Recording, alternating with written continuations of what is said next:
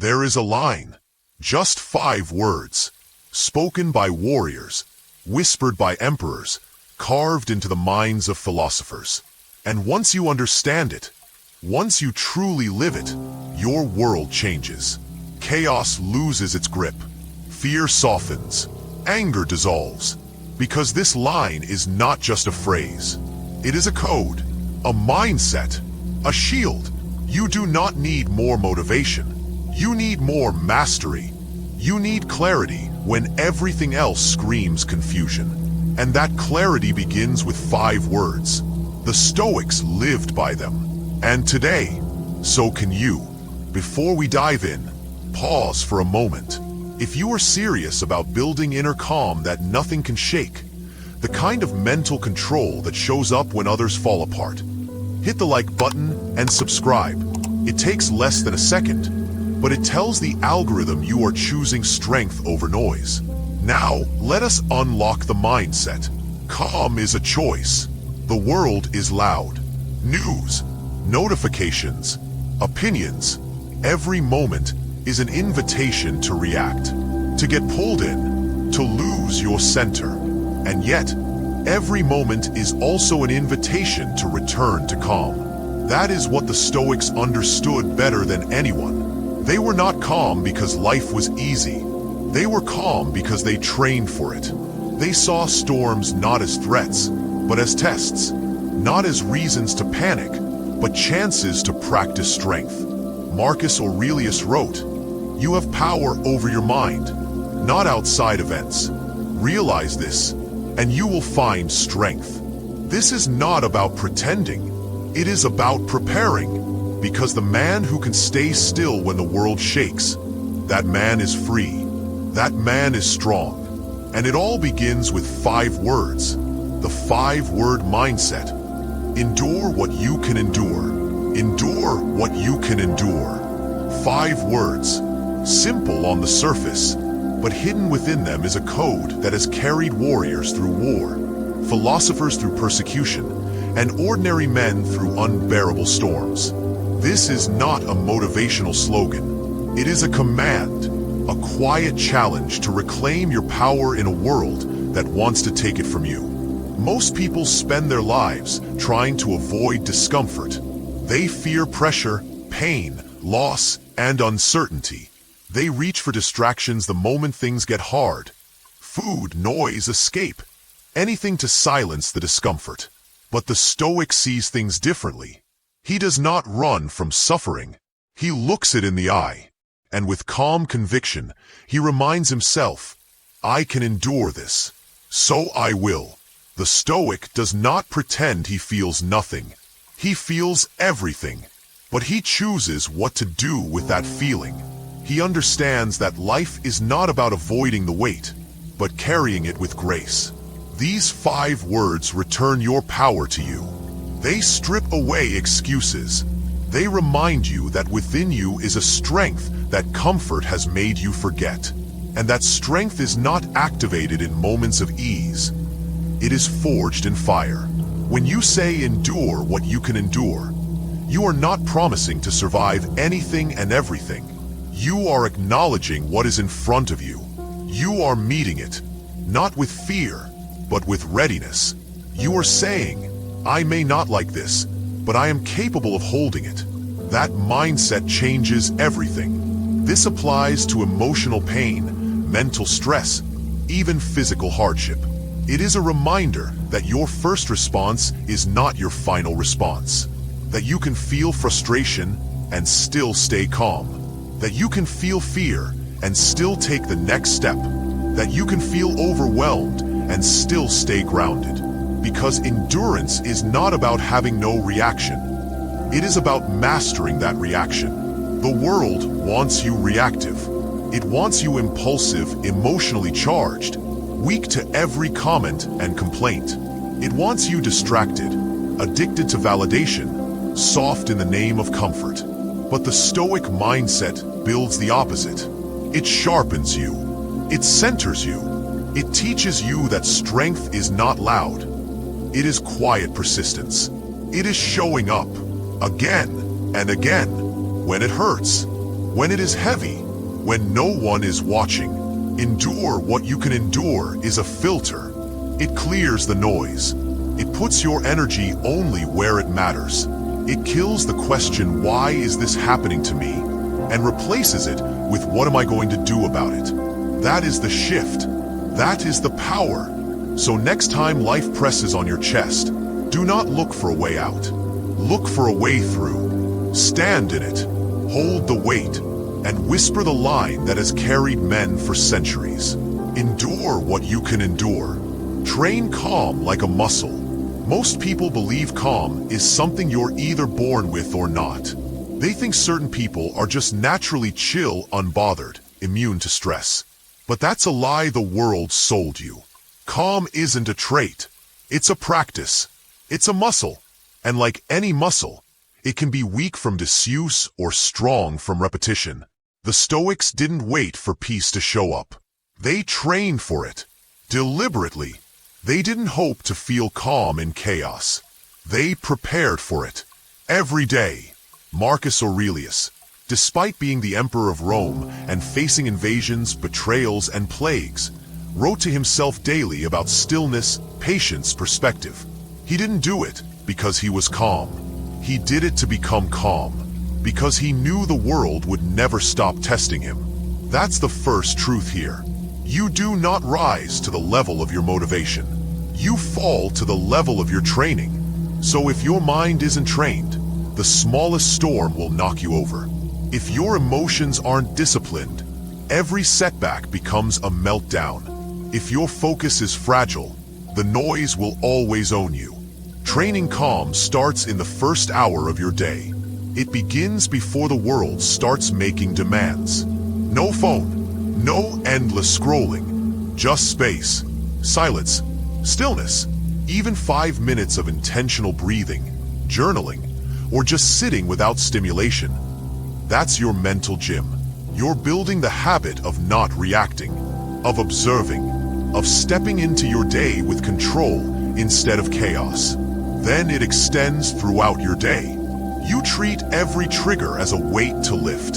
Someone cuts you off in traffic? Instead of reacting, you breathe. You just got criticized? Pause. Let the fire rise. Then let it pass. You're tired, overwhelmed, tempted to quit? Smile. This is the rep. This is the test. And every time you stay calm, every time you choose not to explode or escape, you reinforce the muscle. But here's the key. Training calm doesn't mean suppressing everything. It means channeling. You still feel anger, frustration, sadness, but you decide where those emotions go. They don't drive the car anymore. They sit in the back seat. You stay in control of the wheel. The ancient Stoics did this by practicing voluntary discomfort. Cold water, fasting, silence, long walks with no distractions. Not because they were trying to be hardcore, but because they understood something most people forget. The more peace you build in your habits, the less peace you have to chase in the world. This is not about becoming emotionless. It's about becoming emotionally bulletproof. When your mind is trained, you're no longer at the mercy of every bad day or unexpected twist.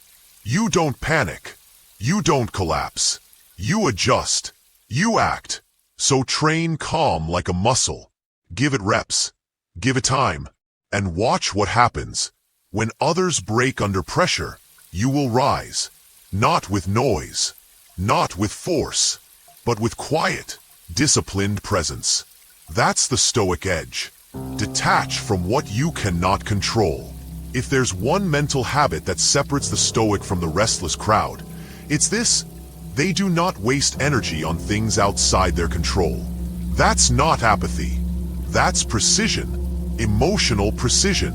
Focused living. Because trying to control what you cannot is the fastest way to exhaustion, frustration, and chaos. Epictetus said it plainly. Some things are up to us. Some things are not. That's the Stoic filter. Run everything through it. Is it in your control? If yes, act. If no, release. That's it. No debate, no spiraling thoughts, no emotional investment in illusions.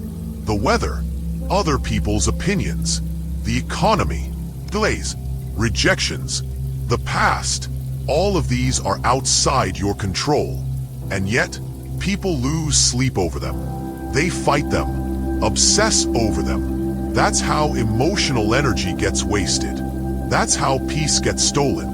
The Stoic doesn't play that game. He wakes up each day asking, what part of this life belongs to me? His attention becomes a blade. Sharp, focused, clean. He doesn't try to control how the world spins. He controls how he stands. Think about this. You cannot stop the waves, but you can become a better swimmer. That's what detachment means. Not indifference, not laziness, but knowing where your power ends and where surrender begins. This is not weakness. It is strategy. When you detach from what you cannot control, you conserve power. You make better decisions. Your mind becomes clear because it is no longer clouded with noise you were never meant to manage. You stop reacting to life and start responding with intention. It doesn't mean you don't care. It means you don't collapse. You stop clinging to outcomes. You stop chasing certainty. You stop being ruled by the illusion that if you just try harder, things will go your way. They might not, but your peace can remain either way if you detach. This mental shift rewires everything. You show up better in relationships because you no longer try to fix people or force affection. You perform better in your work because you focus on the process, not the applause. You grow faster because your ego isn't always trying to control how others see you.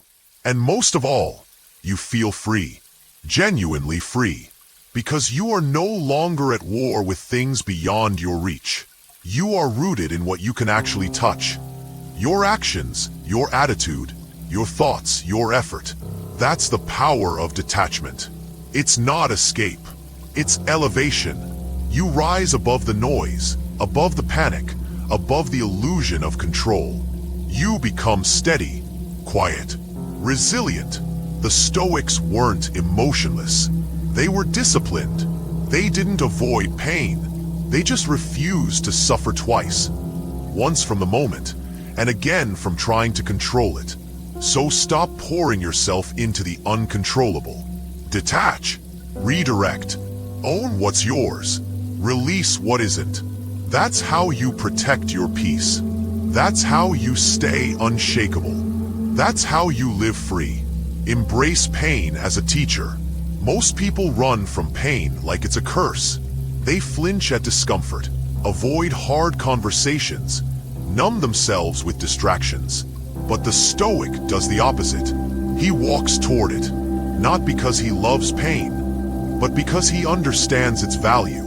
Pain, to the Stoic, is not punishment. It is instruction. It is not something to escape, but something to study. Pain reveals truth. It exposes where you are fragile, where you are reactive, where you still rely on comfort. It doesn't lie.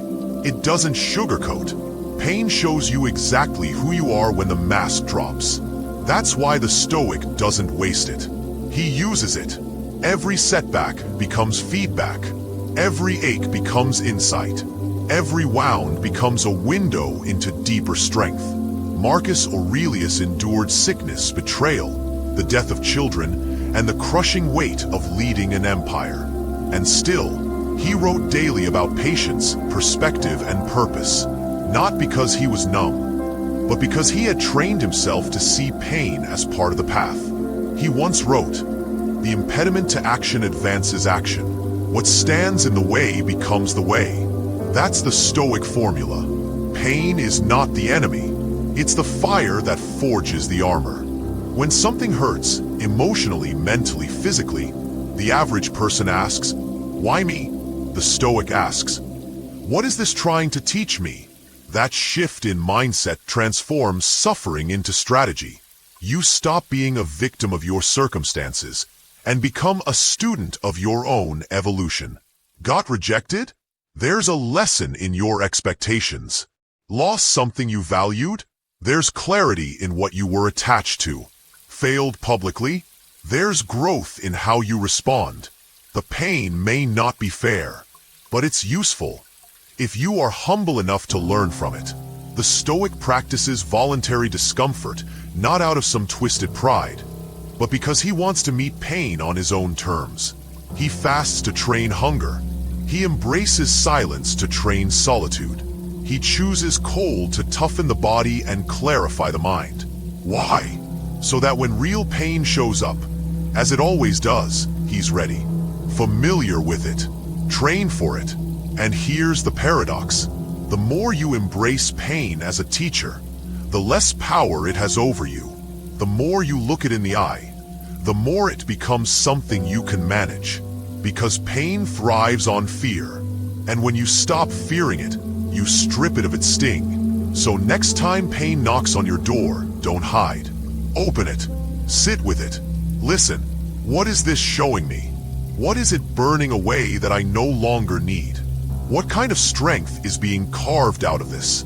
The Stoic doesn't wish for an easy life.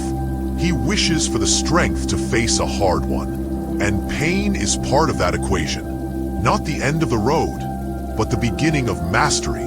Use it. Learn from it. Let it shape you. That's the Stoic way. So what does it truly mean to unlock unshakable calm? It means you stop being dragged by every emotion that rises inside you. It means you no longer give power to chaos, or let the outside world decide your inner temperature.